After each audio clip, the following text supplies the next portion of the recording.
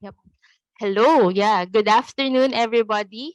So again, thank you for joining us for today's event. Yep. Okay. So we still have extra seats here. Yep. All right. So good afternoon, everyone. I hope you are safe and healthy. My name is April. I'm a reference librarian and I'm the subject librarian for SSH. And I will be moderating today's event. So the NU Library, in partnership with the SSH Department of Languages, Linguistics and Literature and the NU Languages, Linguistics and Literature Club, are delighted to invite you to a book presentation of Quaternity, four novellas from the Carpathians, by Miss Dr. Maria Rybakova. So before we start, allow me to give a very simple description of the book. So four thematically linked novellas that focus on obsessive relationships, stolen identities, and illusions of grandeur in the past 1989 Carpathian Balkan regions. So these novellas are: an American expat in Europe appropriates the identity of a Romanian orphan in her desperate search for love. A dictator's daughter learns while on a study trip to France that her parents have been overthrown and are about to be executed. A minor character from a novel confronts her own insignificance. And last but not the least, a wife announced to be her husband to her husband of 40 years that she's just awarded the Nobel Prize in Literature. So from that description, we can sense how interesting this book is. So to formally start the event, may I invite Professor Amanda Murphy, Assistant Professor, Department of Languages, Linguistics, and Literature, School of Sciences and Humanities, to provide the opening remarks. Right? Thank you, and welcome to everyone who's here. We're very, very pleased to be here to celebrate Professor Rybakova's new book. This year, we're celebrating a lot of books that were released in 2020 and 2021, and it's very, very exciting to do just that. As many of you know, Professor Rybakova has her PhD in classics from Yale University. She spends a lot of her time as a well-renowned author who's written many, many novels, mostly in Russian. So this is something that is possibly interesting to us. This particular set of novellas is published in English, which is also a piece of interest. She's been writing for 24 years. And she's been here with us at Nazarbayev University since fall 2020. We're lucky to have her. I picked her up from the isolation block myself. So we're glad to have you here much. Thank you. All right. Yep. All right. So thanks, Amanda. So mind you that this particular book presentation is also live streamed in our YouTube channel. So we will be posting the recordings of this live stream event afterwards. But before we move forward, we will be entertaining questions after the presentation, and I will be asking Dr. Amanda Murphy to facilitate the discussion. But for now, it's time to get to know the author of the book. Maria Rybakova is an author of fiction. Her books have been translated into German, French, Spanish, and Romanian, appearing in such publishing houses as Rowohlt-Berlin and Gallimard. Her novel in verse Gnedich in 2012 has been described as winningly touching by Andrew Kahn of the Times Literary Supplement and a compelling narrative by M.A. Orthofer of the Complete Review. As a result of having obtained a Fulbright Scholarship in Creative Writing in 2019 to 2020, Maria Rybakova wrote Quaternity, four novellas from the Carpathians, which is published by Ibidem Press in 2021. Rybakova also contributes essays to the Los Angeles Review of Books, and she is the recipient of the several literary awards and prizes and was nominated in 2012 for the prestigious International Jan Michalski Award for her novel, A Sharp Knife for a Tender Heart. So without any further ado, I'm giving the stage to Dr. Rybakova. Okay. Can you hear me now? Okay, I'll stand up so that I can talk better. Thank you very much for coming. I'm very touched. Thank you.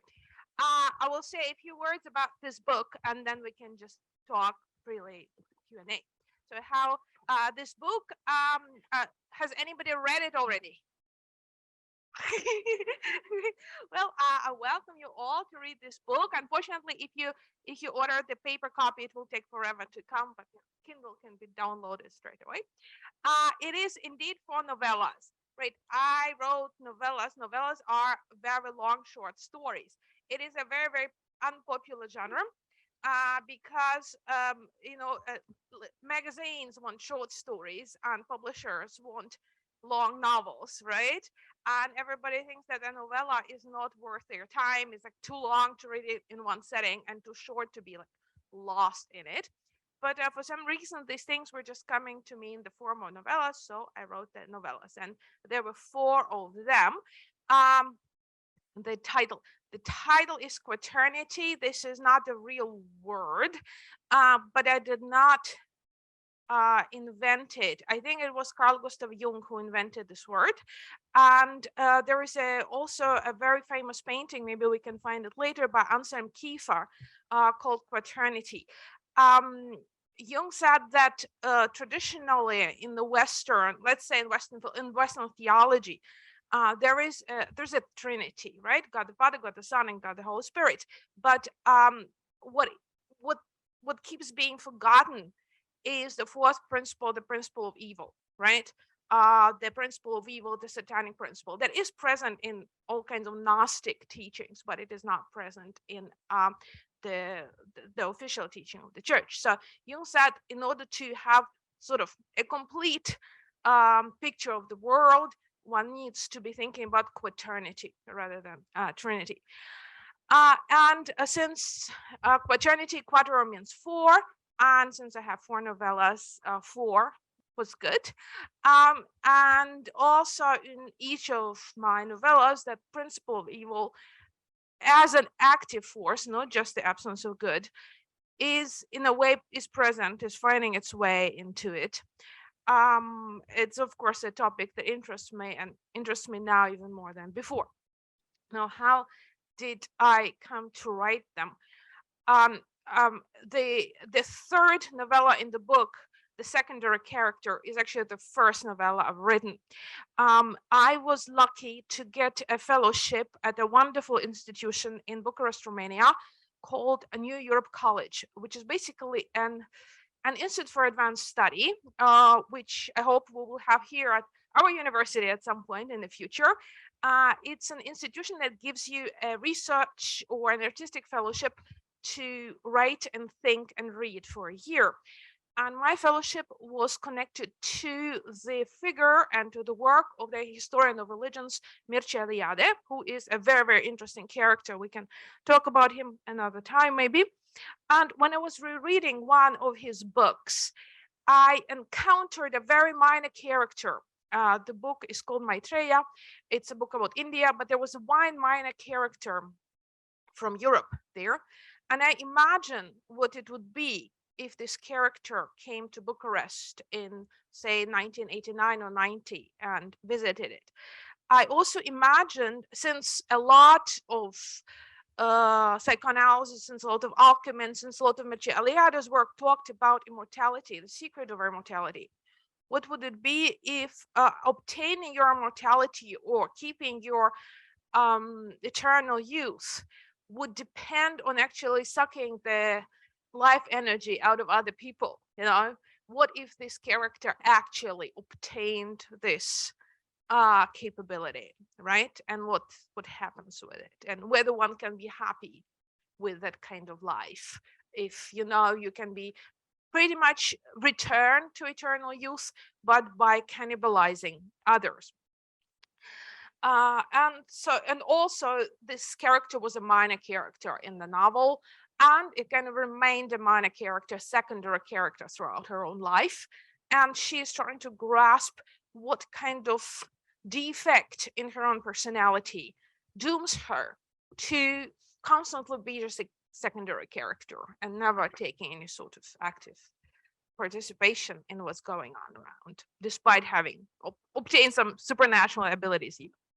So I wrote that. And then for a while I was teaching in Albania. And in Albania, you can still see the former house of the former dictator Enver Hoxha, and the former quarter, the former neighborhood where only the functionaries, the communist functionaries lived. And I heard a story, it's a true story, that Enver Hoxha had doubles because he was so afraid of his life. He was very paranoid. The secret services in Albania have found some people who resembled him, and with the help of plastic surgery, they made them basically doubles of Enver Hoxha. And he would send them to all kinds of events where he would have to officiate a ceremony, just in case they would be killed there. But that didn't happen, and they met a pretty tragic end after, the whole regime was over. And that set me thinking what would be it set me thinking in terms of mathematics, that idea of doubles. There's not just one dictator, but he gets multiplied in a way, right? And as a result of that, I wrote that story about the doctor of a dictator, in part also thinking about, again, Romania, because I spent such a significant part of my sort of creative life in Romania, and its culture, history interests me a lot. Thinking of the Ceausescus, who were not only overthrown but also executed, and also their daughter, who was a mathematician. And I just thought it's a very interesting combination. And the story is, of course, pure just invention of my own imagination, but that's kind of what has given rise to it. And that's a second story in the Quaternity in the book. The first story that is in the book begins with the story, The Beauty of Bronkush. I started writing it during the COVID epidemic, and I had a whole that was the time when I had a Fulbright Fellowship, and I had a whole little house to live in. And I was writing about this house, and I was imagining somebody who appropriates the victimhood discourse, that how can you, like, if you're a person who starved for sympathy, a person starved for love, a person starved for attention, how can you get attention, how can you get sympathy?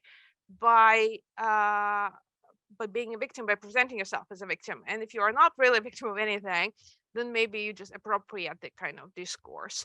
And this is what this character does throughout the story, with quite bad consequences for others, perhaps for herself as well. So it's like a story about a pathological liar, but a liar not just for the sake of it, but a liar who wants to get attention, love, kind of extreme, the case of an extreme loneliness, extremely low self-esteem, you can say. And the fourth story, The Prize, it's about another phenomenon that always interested me, and that is what's called folie à deux. It's like when two people go insane, right?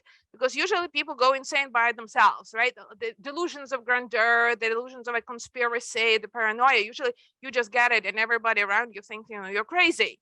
But there is such a phenomenon when a husband and wife go crazy, right? For example, say in the case of the story, the wife goes crazy first, and then the husband is just involved in it, and somehow on one hand he believes it, on the other hand he doesn't believe it, and the wife the same way, right? And it's a kind of a strange story of love which borders on insanity. Yeah, and that was it. And then I thought these four novellas could form kind of a whole, and I finished it. It was the first time I wrote in English, seriously, like, because I had this American fellowship, so I thought I should produce something in English, and I did. And then it got published, so I'm happy, hurrah. Yeah, that's it. Okay.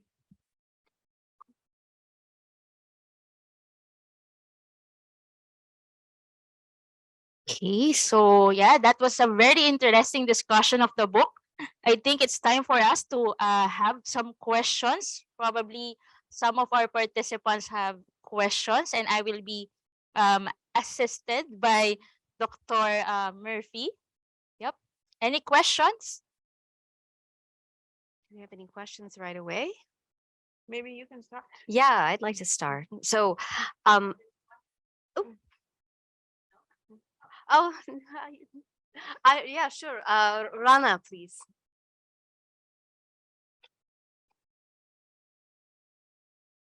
From your presentation, it seems like all these four novellas are about a very unusual things related to the nature of human beings. And I wanted to ask, is it a topic that usually interests you, like the psychology of human beings, and how come you came up with these ideas that are closely related to our nature? Uh-huh. Yeah, thank you very much. Yes, of course. Yeah, of course it interests me very, very much because well, that's the most essential part of us, right? It's the most essential part is who we are. That's number one. I'm not talking about like the more metaphysical questions, you know, about like sort of this our who we are and then the relationship we have, right? And everything else is sort of secondary to it, right? But the mystery of a human being, the trying to understand what a human being is of course the biggest mystery of all and the most interesting, and something that will probably never get solved, right? Yeah, yeah. I think I see another question right Yeah, there. Aida. Yes. Yes.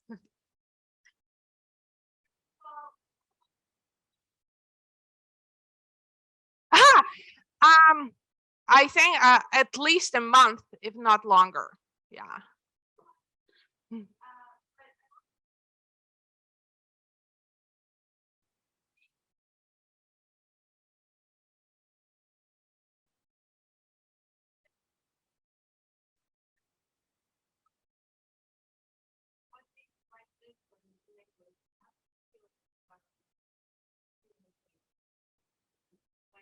Yeah, yeah. Well, I wrote it in English because I had the American Fellowship, right?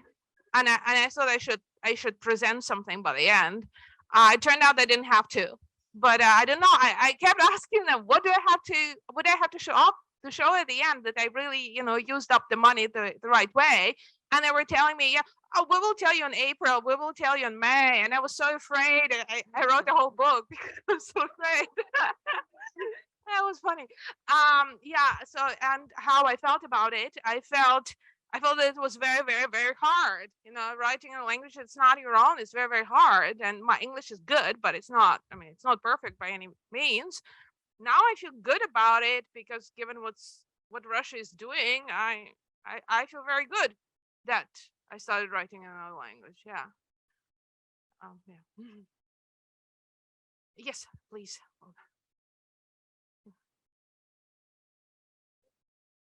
Just as a continuation of the same question. Yeah, Russia is doing awful things, but there are many Russians who would probably want to continue to read your books. So you are now writing only for those who know English among them. Oh, Olga, thank you so much. That's really, really nice thing to say. Yeah, I hope so. Yeah, it's a sad conversation, right? Also the question is where, you know, where to publish them. Yeah. Sorry. Yeah.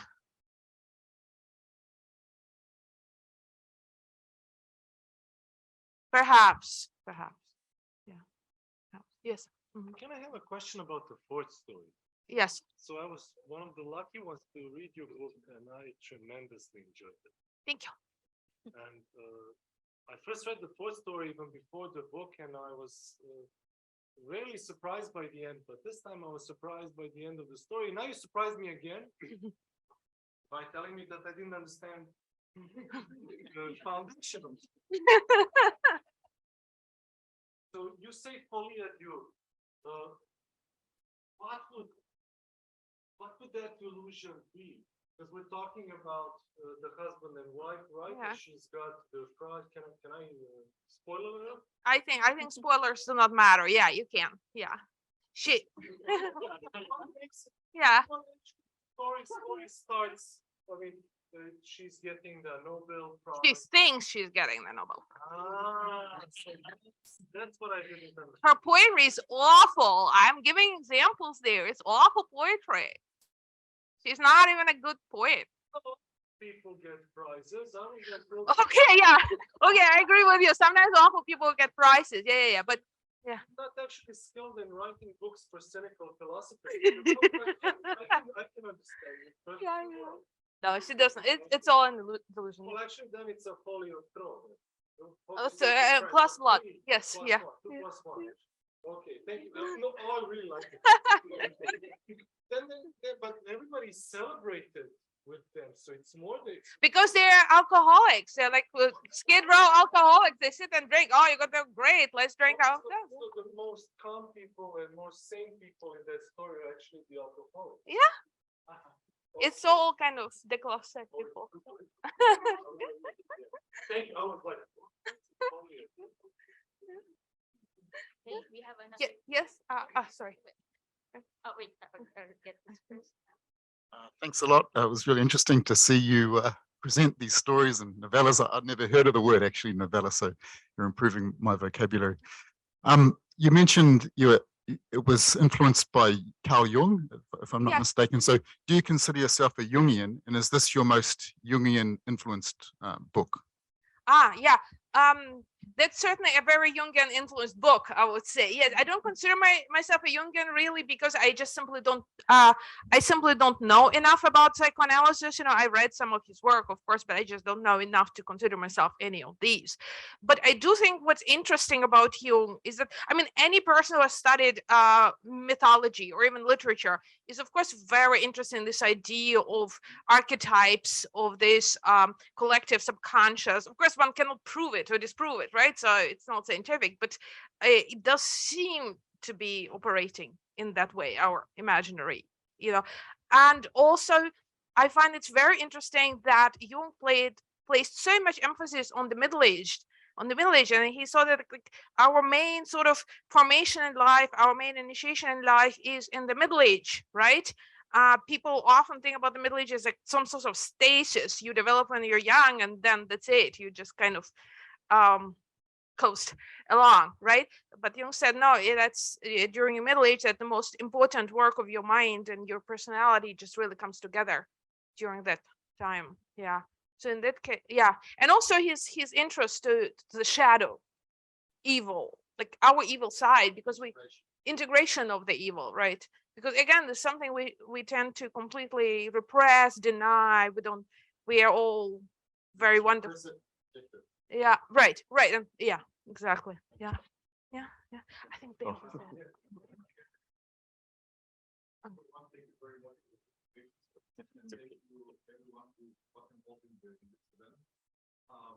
have two questions. One is your fiction writer. How does that process style? Third writer and then fourth writer. That's one. Number two, have you thought about being your own flavor? Okay, I'll start with the second question. I tried to translate one of these stories into Russian, and it was so horrible.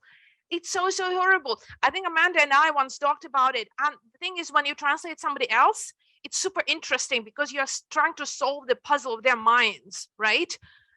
But when you translate yourself, it's no puzzle anymore, right? So you're just trying to become yourself who wrote it in this language, and then you try to become your other self that speaks other language.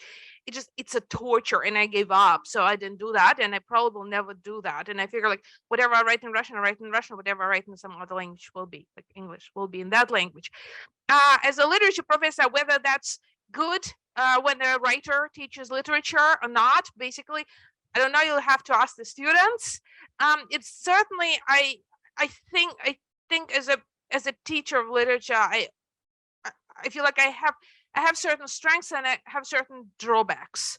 because I think maybe I'm good at explaining or asking about why certain things work. What are the kind of the stepping stone, the building cubes of a work of literature, and what does it make me think about?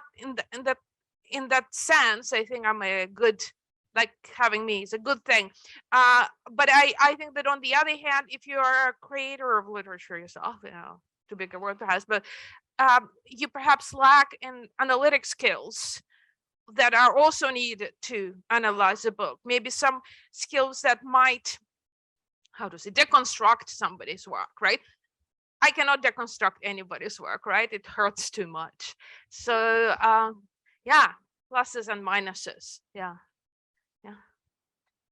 Oh, hey, thanks so much for the presentation. And I'd like to know a little bit about your creative process. If you could talk us through the creative process and how much impact does your traveling have in the work that you create and your output in general? If you could, highlight that, would be really appreciated.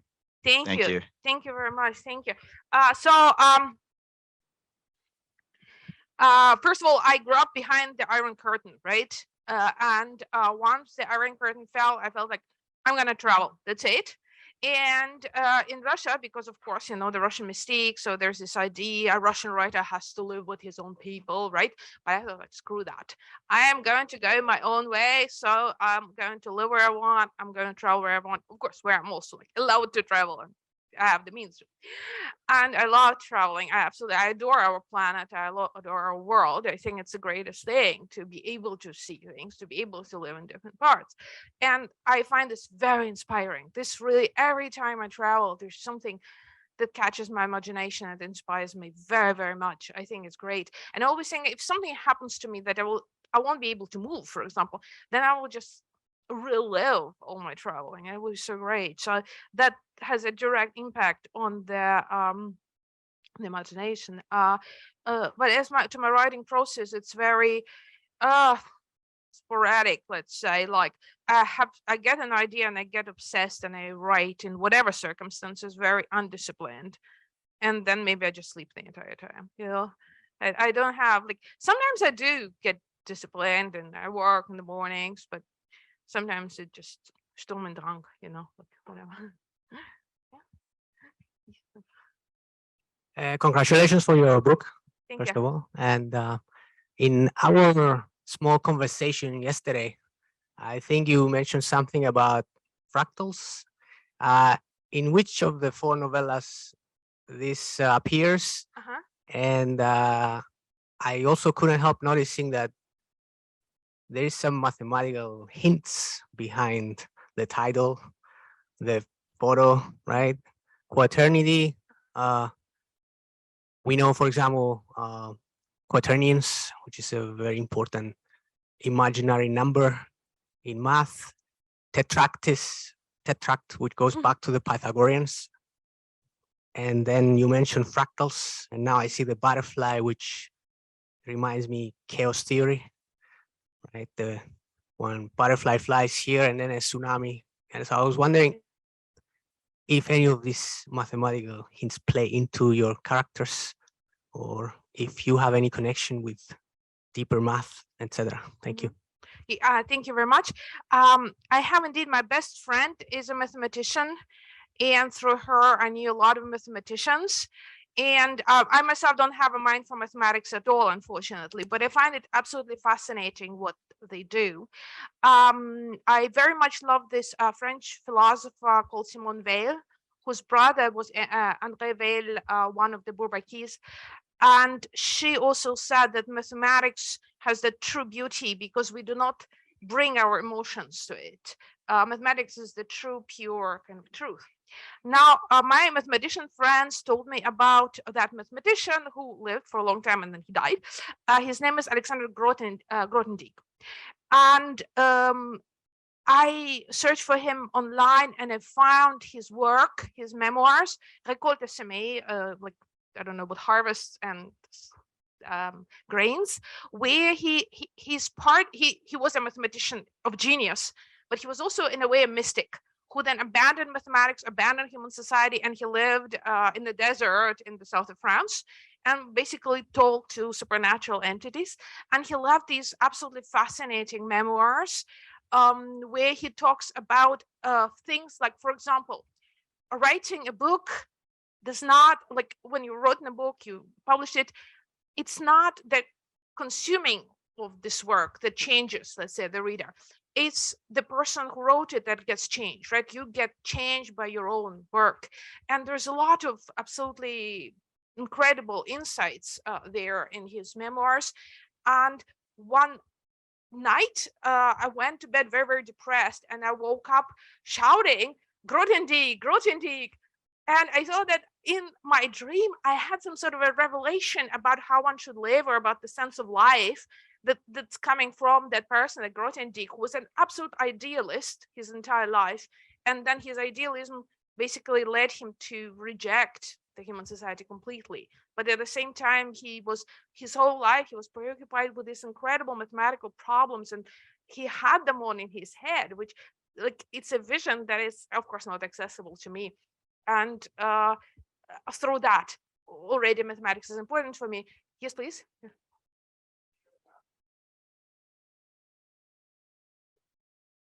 Oh, of course, yeah, absolutely. Borges, big love. In my book, it's the story, I think it's the story number 2, called Butterfly in Paris. Yeah, Butterfly in Paris, where this dictator's daughter, she's on a study trip to Paris. And when I was writing her, I did take some features of Simone Weil into the character, and she's also a mathematician, and she's interested in the fractals, which are kind of like, well, please excuse my very primitive understanding of it, but like a kind of like a repetition of the same form on a smaller and smaller scale, or in a bigger scale. And the question that preoccupies her, how much of her monstrous father is in her, because she does love her father, but her father is, a dictator who, killed all these people. And she is, of course, was brought up in this family, but she also loves her father, and she feels tenderness towards her father. And he's now arrested, and she's afraid that he'll be executed. But being her father's daughter, he comes to the conclusion that he should be executed because she is herself. She has this germ of bloodiness in a way. So it's both about fractals and about blood, yeah, which horrifies me. Any sort of blood relations horrify me, to be honest. Yes. I think there would, yes. Sorry. Okay. I want to talk about Quaternity versus Trinity. So in writing this book, why did you, I want to say, why was the Trinity not enough? But why was the principle of evil, why did it have to figure as a positive principle and not just a deficiency? And what has the book taught you about Satanism, or made you more interested about this satanic principle? You know what? Because it seems to me that privatio boni is just not enough to describe the amount of evil. I mean, I would very much love to believe that evil is just not enough good, and passivity, and not understanding, or not having the opportunity to be good. But very often it feels like it is an active force that wants something in the world, and it's really strong. It feels strong, and you can even see it in people sometimes. There is something beyond just the deficiency in good. I hope I'm wrong. I certainly want to be wrong, right? I have no fascination with evil whatsoever, but it feels like it has crept up. And I think any person who spent a lot of time in Eastern Europe, Russia, this part of the world, would just know, because it has been present for so long. I don't know if it's a good answer. But it's, So I have 2 questions, particularly about the story 2, Butterfly in Paris. And I was wondering, how did you solve the dilemma between being historically accurate, because the story is inspired by the true life events? So how did you manage to write a compelling story while keeping them relatively historically accurate and being respectful to the figures that you took inspiration from? Are you talking about Butterfly in Paris? Yeah. Okay, one thing I'm absolutely not ever is respectful. I'm never respectful in my stories, and I very often use people, real people. I change their names so that I won't be sued, right? But I'm not respectful of anybody's privacy, because look, I give it all to the writings, and I basically feel nobody's safe. Yeah. So, and historical accuracy. Now, it's not a very historically accurate story because it's not about Albania. It's not about Romania. It's about more like an imaginary country. And I was taking some inspiration for some characters from some Romanian events, and I was taking some inspiration for some, settings from some Albanian events. So it's kind of like that's more of an imaginary thing. Also, if it's not a secret, it's okay if you don't tell me the answer, but I was wondering what kind of butterfly is the mathematician like? Мотылек, the kind of butterfly that at night that flies towards them. The flame, Firefly, yeah. No, fireflies are these nice little insects that they have at night you can see them with the lanterns. Yeah, but this kind of butterflies are night butterflies. They just fly and kind of. Oh. The big one, yeah. Okay, thank you so much. Kind of like a moth, yeah. But nobody would call one's daughter a moth, I suppose. Yeah. Oh. Yeah.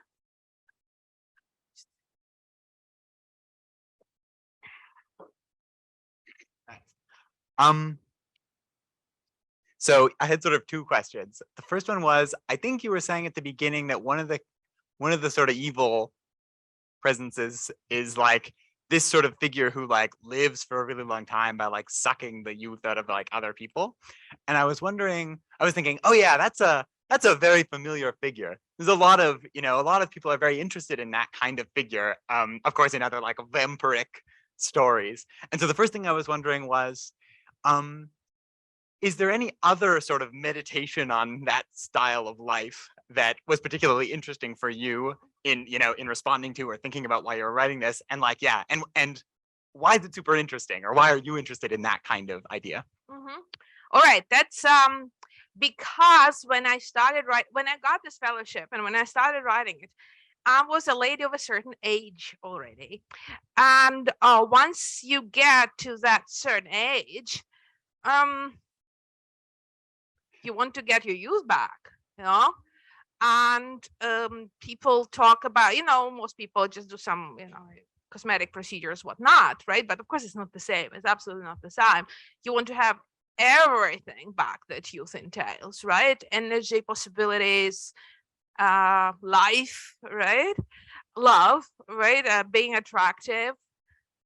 And when I was writing it, it was the very first time in my life that I became aware of that, right? Because there's a switch somewhere during a lifetime when you're like, oops, I'm not young anymore. And I want this back, there is like, I don't believe in these kind of easy consolations that, with maturity comes wisdom and then somehow you're even happier or whatnot. No. Right. Faust is written about that, right? But I think it's like a common, like if you're really honest with yourself, that you want your youth back and you want the sort of the missed opportunities back, right? I see. So it's, yeah, you started sympathizing with these kinds of figures in a way. You say, I kind of get why you'd want to bathe in that blood and get it all back. Yeah. And to her, that is also kind of connected with that whole not understanding why she's always like in that book and later in life, because like, why she always shifted kind of in the periphery, why is she not the one that people love? But in fact, there's something defective in the personality itself. She thinks it's because somebody was not clever enough or she was at the wrong place and time, but in fact there's something defective about that greed, maybe even like That's cool. The other thing is very short, but I just kept thinking about it. It's like, if you go to high school in Ontario, there's like a mandatory reading, and it's this book series. And the book series, one of the books is all about like Jungian stuff with a special focus on like the shadow. And one of the books is all about being like, it's about playing a particular kind of secondary character role. So I was wondering, do you know this book series? It is by Robertson Davies.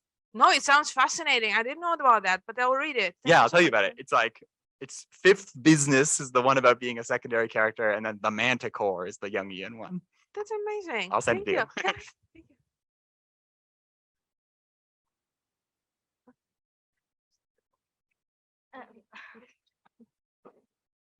Did you know, speaking of the Ceausescu's, there were rumors going around in the 1980s that they used to have transfusions, you know, with blood from young people.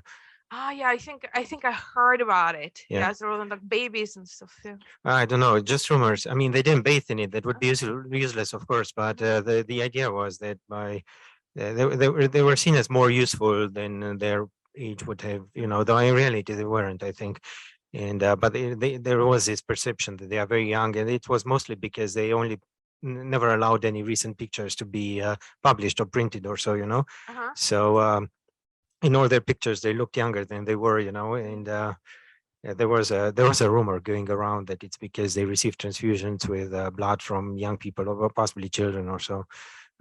Which that does not mean that they kill the children to take the blood. Of course, there are other ways of receiving transfusions. But anyway, I was just wondering if you heard about it. Yeah, I think I heard this rumor. Yeah, but possibly after writing about it already. But yeah, I remember hearing about it. Yeah. Yeah. It doesn't surprise me that such rumors are being born of that kind of people who are so remote and so guarded. And yeah, I mean, it happens. I think it's speaking of Jung, it's what Jung would have called an archetype. You know, I think this happens over and over. This kind of story, right? Yeah. I mean, yeah. Possible. Yeah. Yeah. Okay. Do we have more questions? Okay.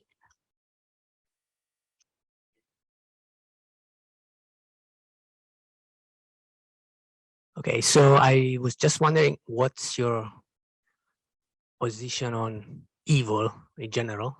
Because, I mean, do you think, because I haven't read your book, I would love to, and hopefully soon, but from what I hear is the evil understanding for you is more like this man-made, or do you think that it's evil in nature in general?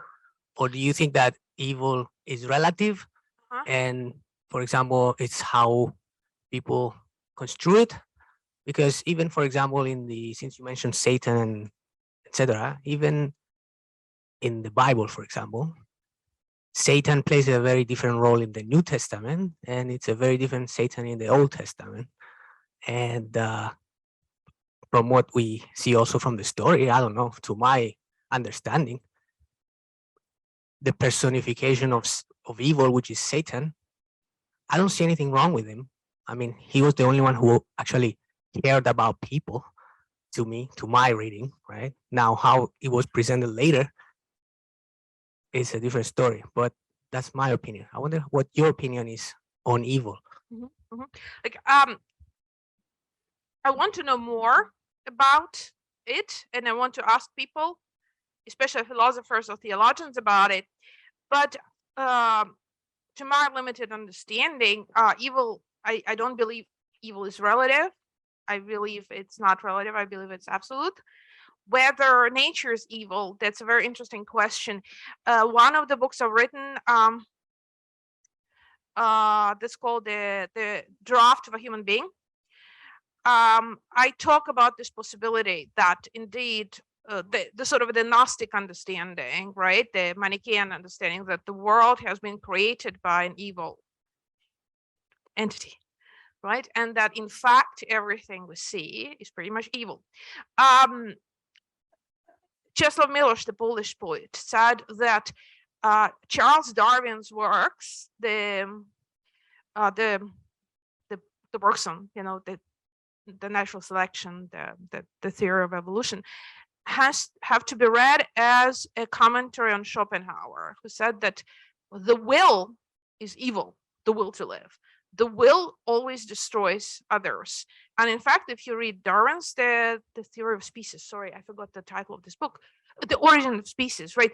You see that he often repeats this thought, that observation that there is a struggle, and that basically stronger, the individuals that are more fitted for life are gaining more and more ground for living, and others, the weaker ones, are dying out, and so on. And so the life is a constant struggle. And if we observe nature, life is a constant struggle. Of course, everybody eats everybody else. I'm not saying they are particularly evil. I'm not saying a wolf is evil because he eats a hare, but the idea that nature, there's some sort of an idea that nature is good, but I think nature is either neutral or perhaps even evil. So yeah, I do think about that. I do think about where evil comes from, what is there, and why does it exist? For example, I was recently reading a book on a Soviet spy. She spent her whole life spying for the Soviet Union. Like, why? She was intelligent, but somehow she decided to dedicate her entire life to pretty evil purpose. But why people do that? But I also understand that it is necessary, because without any evil, it will be an eternal stasis. As a friend of mine said, like nothing would ever move. Everybody would be just gentle and happy. And death, of course, is evil. There's no way around it.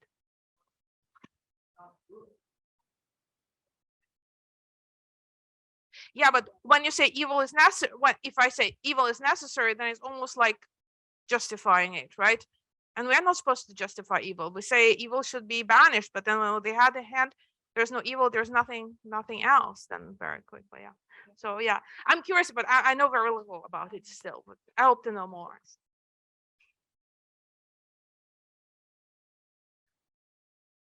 Yeah.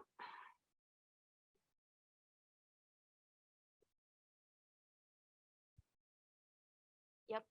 Can I ask another question? Yes. How the character of this woman who becomes younger and younger, the most tragic character, because how would you describe? I want to hear you spoke a bit about that she, like, eternity, you end up being the second for the whole eternity. At the end of the novel, she's also the second. Yeah. Yeah. So wouldn't that be like a message about priorities?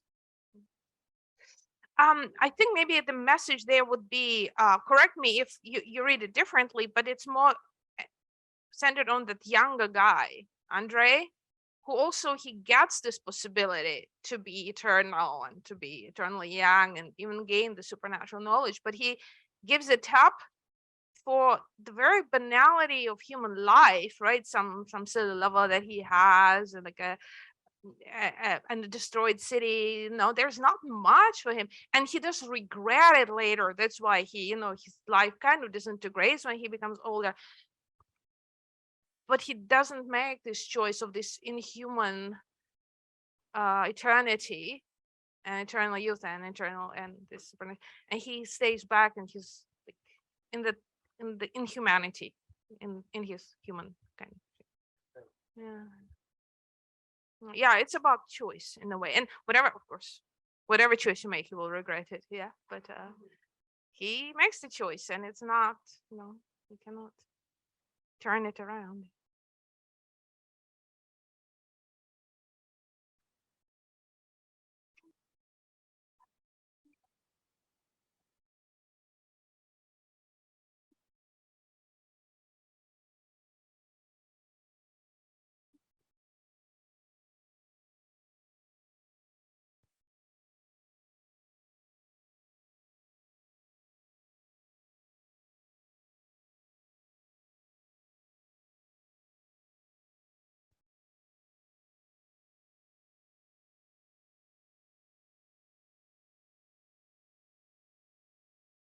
Of course, that's a good thing if people don't like things.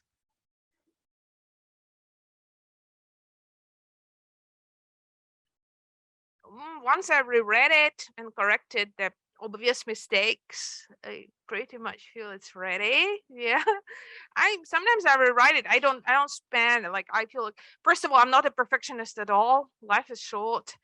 You have to write. I mean, like, if you decide to write, which of course I don't advise anybody to live that life, by no means. But if you made the tragic mistake and you used to be a writer, you might as well just get it out there. And if people don't like it, it's not so bad. You don't write stuff to be liked. And I think if you're trying to say something new, people should have a certain aversion to it, at least in the beginning. I think it's right. Otherwise you're just reinforcing people's views that they already had. Of course, one can write tons of books just trying to reinforce what other people believe anyway.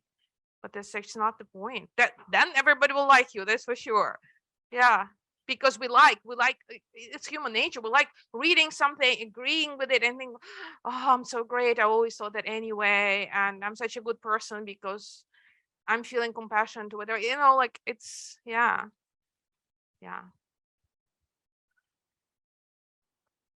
I have a very specific question about the writing process of the first story. So as a writer, you start, I don't know if any of you have downloaded the free, you can download the free sample of the story. It's like half the story for the Kindle. Then you'll want to read the rest of the book. But she starts out in this Romanian prison, right? And sort of, it's a very readerly work, because then you change immediately to this flashback, right? And you hold back from the reader and keep the story going. And you do it sort of with all the stories, but how do you do that? Do you start with the end of the story? Good. Yeah, probably. Yeah. Pretty much. I should not be revealing this, kitchen, but yeah. I just thought that kitchen talk. Yeah, I just thought that she just cannot escape that. She always ends up in the bad. Right, because as reading it as a reader, you keep thinking, oh, this is what that beginning was about. And then you realize, no, it wasn't about that. And then you think, okay, this is what it was about. And no, it's not about. And you don't realize until the very end of the story, like what the beginning is about, where this, when this is happening, where this is happening, right? And I thought this was a really interesting part about how you're holding back. Thank you. Yeah. The more you hold back, the more interesting it is, perhaps. For you. I think there was another question there. Yes.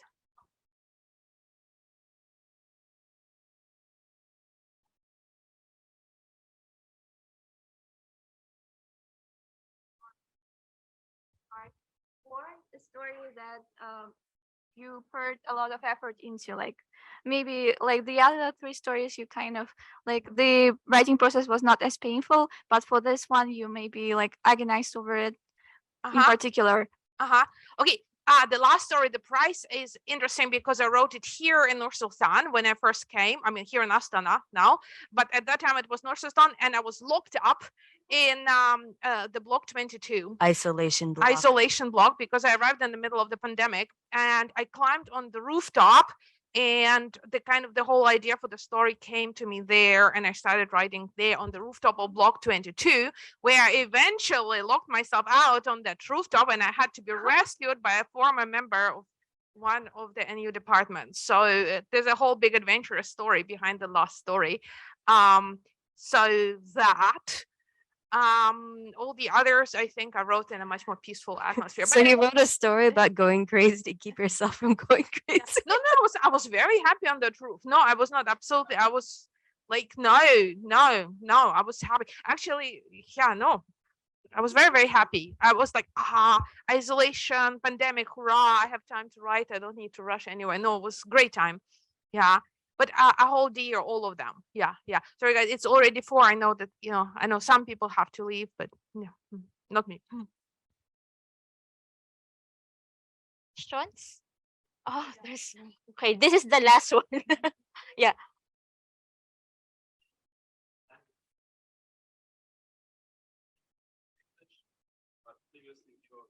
In Russian, Yeah. and I thought, did you learn anything about Russian language or English language as a tool for writing, or were there any constraints or ideas that wouldn't be possible to realize in Russian that you managed to like All right. make something of in English?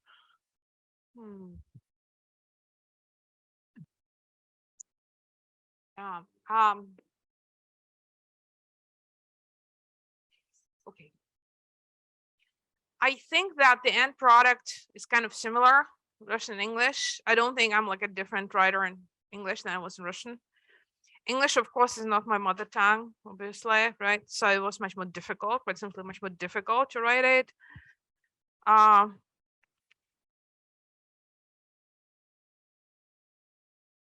Maybe it had something to do with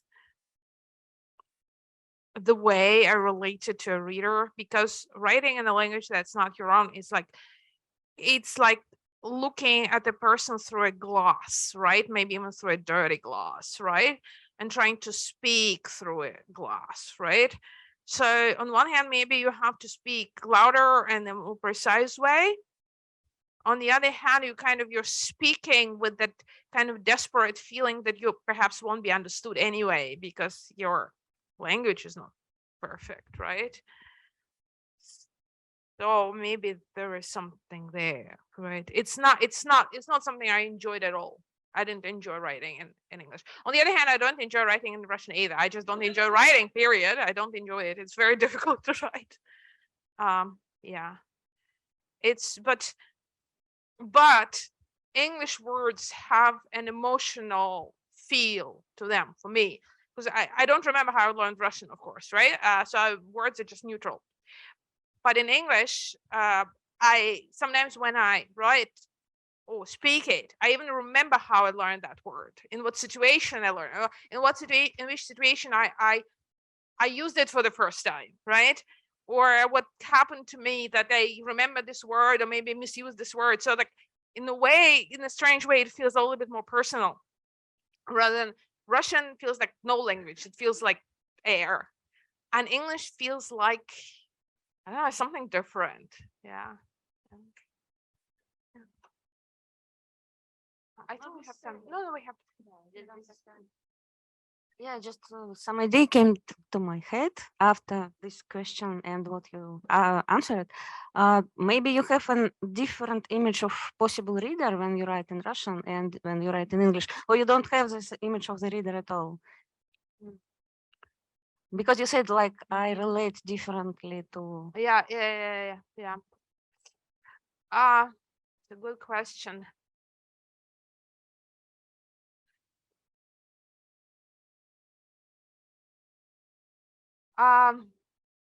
In a way, perhaps yes. Yeah, but I have difficulty grasping it into words. You know what I mean? Okay, that's kind of talking in cliches, but when I write in Russian, I feel like I'm addressing people who are jaded. And when I write in English, I feel like I'm addressing people who are more open and perhaps a little bit more naive. Yeah. Yeah. Okay, We still have time or not? We still have time. All right. So any last questions from Amanda or from our colleagues? No? Okay, this is the very, very, very, very last. Good afternoon, me, and I'm Janas, the pathologist, and I'm not really so good at this the literature, and I just wonder how the price of the book is happening. How about the financial side? Usually, I mean, I know you had some type of the money, but who's like creating the price of that book, for example? Yeah. Okay, I see. Myself. Yeah. But it's a publisher who I think Okay, I sets see. the price. And thankfully, when you write fiction, it's not super expensive. When you write academic books, it's so expensive that nobody can buy them. But for see. fiction, thankfully, the price is normal. So, Okay, and I'm supposed to get something from it, but I see. no worries, I won't get rich from you. I see. Yeah. Otherwise, Thanks. I'll be promoting it much harder. Okay, thank you. Lovely. Cheers.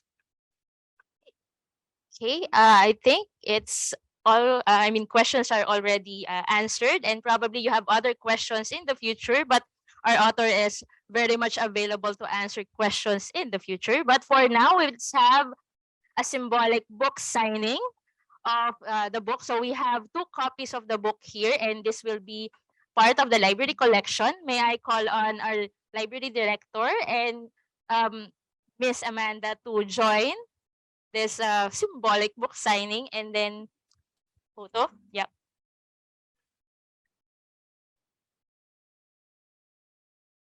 All right. Maybe just one photo with like this. Sorry for the photo up. Yep. And then yep. Yep. Right. Okay. One photo. Yep.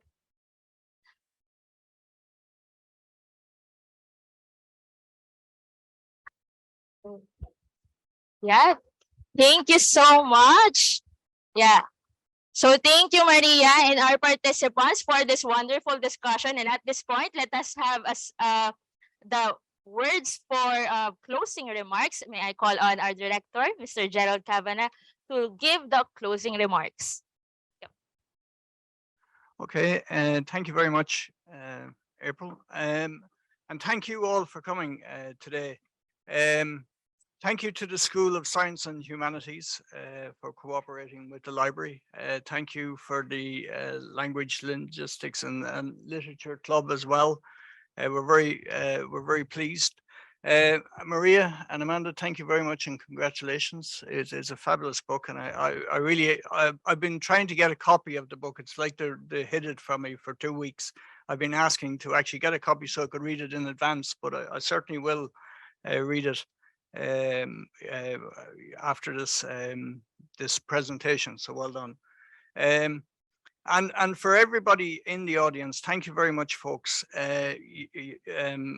It's been great to see you all here today to support this, because writing a book, as many of you will know, because I see some people who have launched books here previously, it's a big journey in life, and it is something that that we're very proud of here in the library, that we're part of that journey to launch the book here. So thank you very much. And I'd just like to finish, if you wouldn't mind, as I'm Irish, I wouldn't mind finishing on a quote from James Joyce. And it's something that somebody had said there earlier about writing in English. He says, writing in English is the most ingenious torture ever devised for sins committed in a previous life. So, and then finally, Joyce said, I am today for some future day what I established today. I am today what I established yesterday for some previous day. And I'll leave it at that.